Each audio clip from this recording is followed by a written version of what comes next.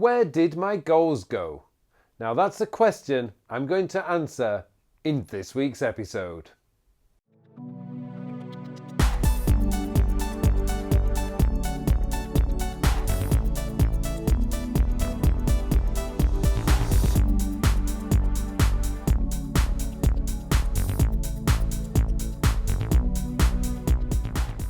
Hello and welcome to another episode of Working with Todoist. My name is Pullein, and in this week's episode I'm going to answer a viewer's question.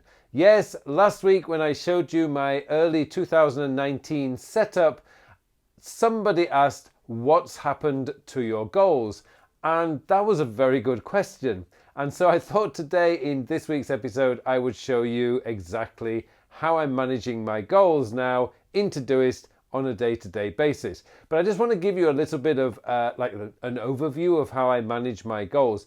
Essentially, goals for me are developed in Evernote. Evernote is my playbook. I can play around with ideas. I can throw in images. I can throw in screenshots. I can throw in links. I can throw in all sorts of things into an Evernote note. And that's where I develop a goal. So I'll have an idea, I'll add it into Evernote, and I will develop it. Once it's developed, it would then go over to Todoist. Now, when I started switching over from active projects to areas of focus in Todoist, what I found is that a lot of my goals are all related to my areas of focus, which is why I found I didn't actually need to have a separate goals project any longer.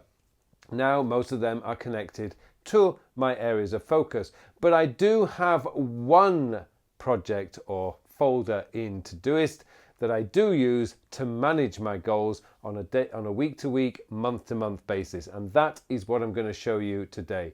So let's go into Evernote and I will show you exactly how I use that. Before I do that, if you do get any value from this video, I would really appreciate it if you would hit that like button below. And if you haven't subscribed to my channel yet, I would really consider it to be a huge thank you if you would subscribe. Okay, let's go into Todoist and I will show you how to set up a goals folder. Right, so where do I keep all my goals now? Now, to be honest with you, I'm now in my demo account, by the way, because I don't really want to be sharing my objectives because they are very, very personal.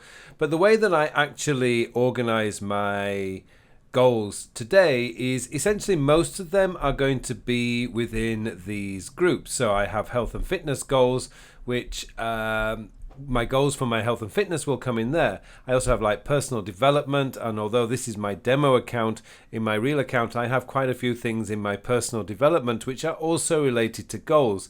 So as I've shifted over to more areas of focus and away from projects, I found that my goals actually relate to a lot of my personal areas of life. So my family, my relationships, health and fitness, spiritual, finance, and so on and so forth.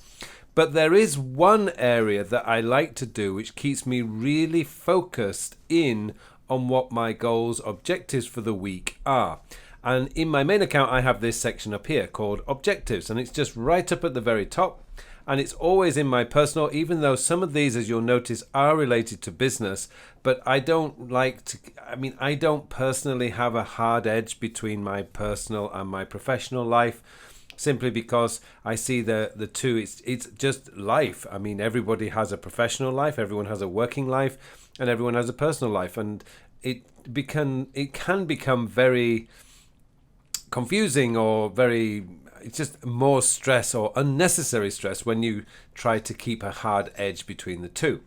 So what I've done in my objectives project is I've created a simple window. Now, none of this except for the review objectives for this week have got any labels. They're related to the one project objectives, and I intentionally do not do it that way. And another reason I intentionally do this as an indented task is simply because when I've done or completed them, I can actually just tick them off like that, and I can actually see which of my objectives I've completed for that week. The other reason why I do it this way is also because I have like my exercise a minimum of 5 times this week, that is a week-to-week objective. Every week I have the same objective. Now, next week I'm traveling and I will reduce that because I know that I can't exercise on Monday. I also know that I'm traveling on Friday and I'm going to be doing a workshop on Saturday. So realistically, I'm not going to be able to exercise 5 times next week. I just know that's not going to be possible. I'm also traveling on Sunday. So the opportunity to exercise next week will only be 3 times, Tuesday, Wednesday and Thursday. Now, I'm very aware of that now, but this week there's no problem. I can exercise the 5 times. So that's why that's there. At the moment, I've only exercised 3 times this week, so I can't check it off. I've got 2 more exercise sessions to do before I travel on Sunday. So this is one of the reasons why I like to keep this as the task, so that as an indented task or a child task, so that I can actually see what I've done, what I haven't done, and they don't disappear when I check them off.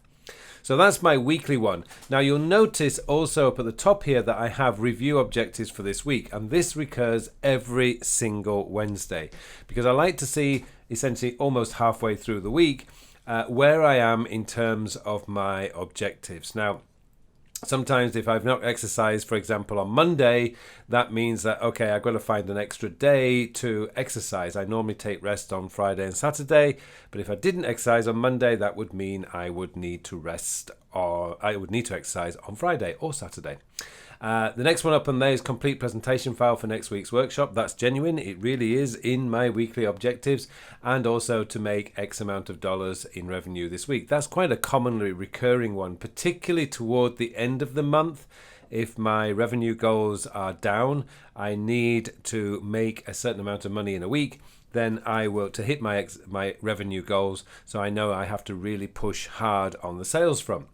And then I have my monthly objectives, which I've identified when I do a weekly review at the end of the month. The last weekly review of the month, I will decide on what my objectives for the next month is. So usually the first one is going to be a personal goal. Right now I'm focused on the exercise. Summer is coming. You know, you want to be looking good for the summer. So I'm focused very much on the exercise. So I have an Apple Watch. So I want to close all my exercise rings or circles every day. I need to complete the update to the email productivity mastery course this month, which actually is not true. I'm working on a big update to time and life mastery, and that's the big one at the moment. And to grow my business by 25, 35, 45, 50%, whatever you want to do there. So that's it. Now, there's a reason I only have 3. The reason I have 3 is, and this goes back to like the 2+8 prioritization system on a daily basis. The thing is, we human beings have a very, very, very bad habit of biting off more than we can chew. Now, if you have a long list, and I for years I experimented with this, and I realized when it comes to weekly and monthly objectives, only focus on 3, simply because when I went to 5, I wasn't doing them. I was always missing 1 or 2 of them. So I was trying to find the happy balance, and the happy balance I found was 3. And it means that you're incredibly incentivized to do it, even if you've only completed 1 of them. So let's say, for example, this afternoon I complete the presentation file for next week's workshop, and I've checked that one off. I've only got 2 remaining. Now I'm recording this again on a Thursday, so I've got 2 remaining, and I've got 3.5 days to do it. That's an incentive. If I'd only checked off 1 and I've still got 4 to do, and I've only got 3.5 days to go, I'm beginning to start feeling stressed, and I really don't want to feel stressed. So I'm focusing on 3 each week. But if you're focused on 3 objectives for the week and 3 objectives for the month, you know, at the end of the year, that's 12 times 3. That's a lot of serious objectives that you've got completed in the year. And for the week, you've got an awful lot of stuff done each week. I mean, we're looking at 12 tasks per month, 12 objectives that you've completed per month. That's actually a lot of objectives. So that's one of the ways to look at it. You don't want to be looking at this and saying it's only 3, but you've got to be realistic on how much you can actually achieve each week. And, you know, things come at you on a daily basis that's going to take you off course. having just 3 of each, 3 for the week and 3 for the month, you are much more likely to get them done. And sure, if you get them all completed in the first 2 days or the first 2 weeks of the month, add a couple more. There's no problem to doing that. So you get on with it.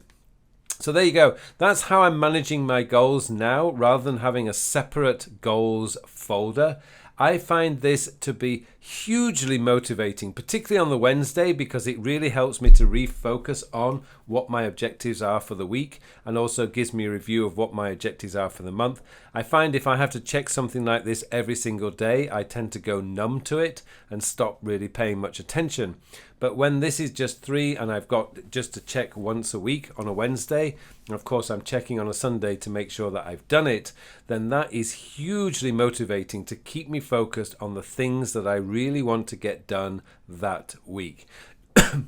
Just a couple of pieces of advice here is make sure you're including a personal goal or something related to your personal self, as well as your business goals. If you've just got business goals or just personal goals in there, the mix is a little bit off. You want to be trying to mix it up a little bit and bring both areas of your life together.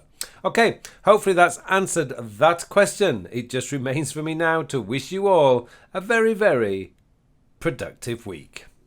Thank you for watching this video. Now, if you want to take your productivity to a higher level, then get yourself enrolled in my 2019 edition of Your Digital Life 2.0 online. It is a complete, comprehensive productivity and time management course, and it's a course that will take you to levels of productivity you have only ever dreamt of before. It shows you how to build your very own C.O.D system, collect, organize and do. It shows you how to create the folder structure, how to build into your goals, into your daily to-do list. It has everything. And not only that, you will get a free copy of Your Digital Life 2.0, the book. You also get a free workbook, and you get access to all the slides that are used in the course. It is incredible value. I want to see you in that course. If you are serious about becoming productivity, then please join me in Your Digital Life 2.0, the 2019 edition. Thank you very much for watching this video.